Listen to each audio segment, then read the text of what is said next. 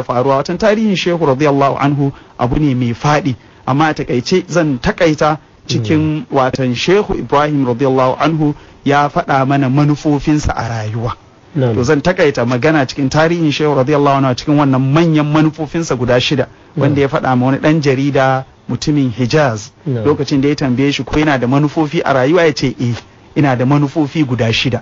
To rayuwar shehu gaba ɗaya sun takaita ko za a iya kallon su cikin wannan manufofin nasa guda 6. Yace manufana na farko shine kiran mutane zuwa ga addinin Allah, addinin musulunci. To kuma kamar yadda ka sani, kafin shehu Ibrahim ba a yi wani ɗan adam mutum guda ɗaya wanda ya musuluntar da mutane masu yawan mutanen da suka shiga addinin musulunci kamar shehu Ibrahim ba.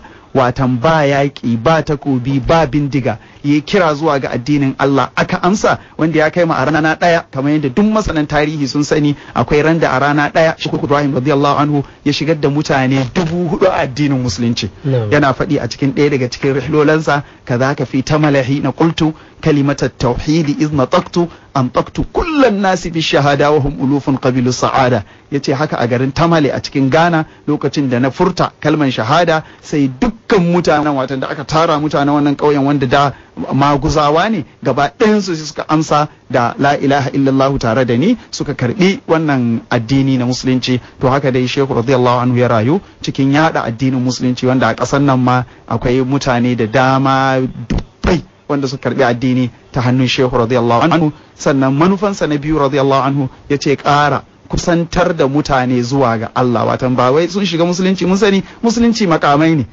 dukan mu muna karanta hadisin da lokaci saboda muhimmancin shi sai da Allah ya aiko mala'ika Jibrilu ya zo ya tankwashe kafa a gaban manzon Allah sallallahu alaihi wasallama, ya zama ɗaya daga cikin ɗalibai dan a nuna mana muhimmancin karatun. Shine hadisu Jibril, wanda malamai ke ce ma hadisu Jibril, wanda aka nuna mana makaman addini guda 3: akhbirni anil islami, akhbirni anil imani, akhbirni anil ihsani.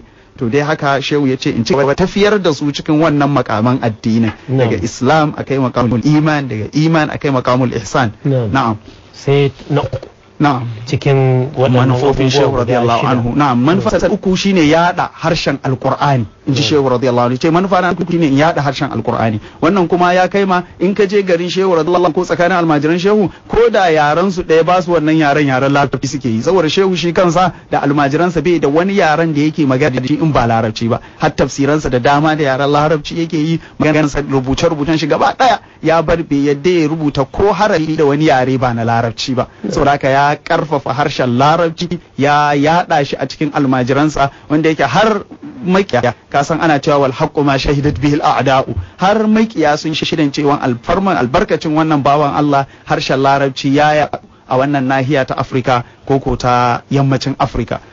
Manufan shi na 4 radiyallahu anhu shine hada kai da ƙungiyoyin addinin musulunci, yanda za a yi ma addinin musulunci aiki, wanda yake cikin wannan haɗa kai da ƙungiyoyin addini ne ya kai ma shehu ya zama watan da su aka taru shine mataimakin shugaba na farko, ko ko kace shine bakar fata na farko a cikin wanda suka taru suka sa tobalin farko na gina Rabitatul Alamin Islami, wannan World Muslim League din da kake ji. To shehu Ibrahim radiyallahu anhu su suka taru suka assasa ta, shine mataimakin shugaba na farko a wannan World Muslim League din. Sannan in kana jin irin su Majma'ul Lughal Arabiyyati a Misra, kana jin irin Al-Majlisul A'la li Shu'ul Islamiyyati, watan majalisan koli na lamuran addinin musulunci da yake sassa Masar, shehu radiyallahu anhu udu ne ta asisi a cikin wannan. Sannan ya sassa da kansa kungiyoyi da dama domin dai ya haɗa addinin musulunci. Manufan shehu radiyallahu anhu na 5 shine watan yaƙa da toshe kafofin masu ƙoƙarin sai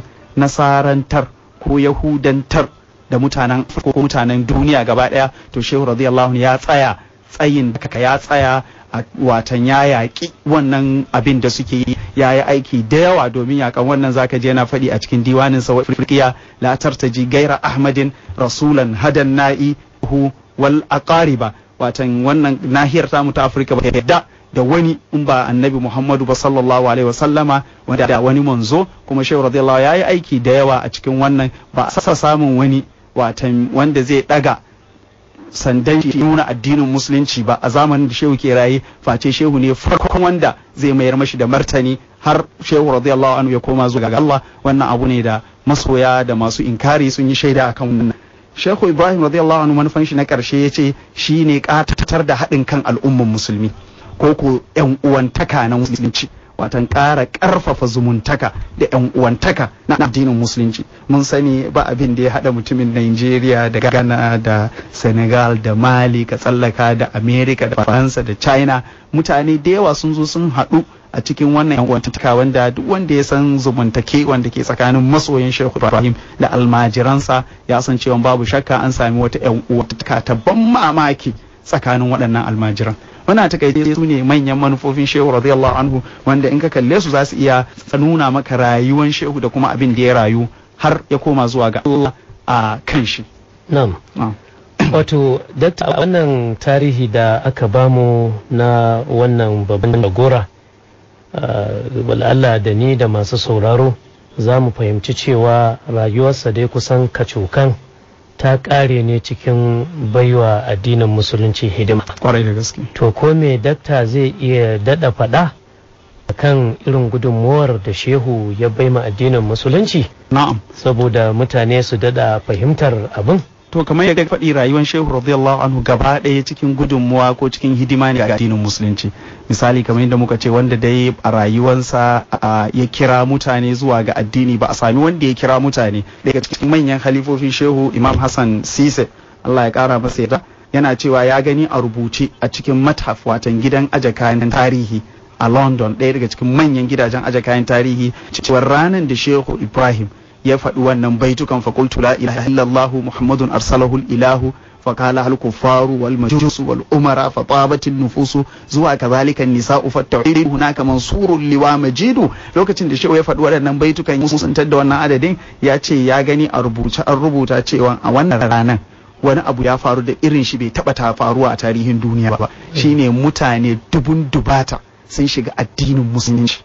Saboda haka harkar salibiyya, watan harkar tafsir na duniya bata taba asara irin na wannan ranar a tarihin duniya, saboda yawan mutanen da a rana ɗaya suka karɓi musulunci gaba ɗaya a hannun wannan bawan Allah. Kuma mun sani abu da dama yanzu a ƙasar nan, duk wanda ka gan shi yana rike sunnan qabdu ko sunnan basmala a karatun sallah da makamantansu, ya yi ne albarkacin karantarwar Shehu Ibrahim radiyallahu anhu da abubuwa mabambanta wanda duk inda ka ɗauko daga cikin rayuwar Shehu radiyallahu anhu za ka samu hidima ne ga addinin musulunci, domin ba ya da wani aiki a rayuwarsa wanda dalilin wannan ya tashi ya isa har ƙarshen duniya. Watan sai da ya kai ma watan alihon ko kamin banko ka ja a khadimukum, watan sai da ya kai ma ƙarshen China a wancan lokacin domin da yaɗa addinin musulunci, har ma wa shugaban ƙasar China na wancan lokacin sai da shehu ya je yana tallata addinin musulunci, wanda kuma wannan abu ne da duk masanan tarihi sun san wannan. Tamassak bi azyalin nabiyyi mutabi'an madhahibahu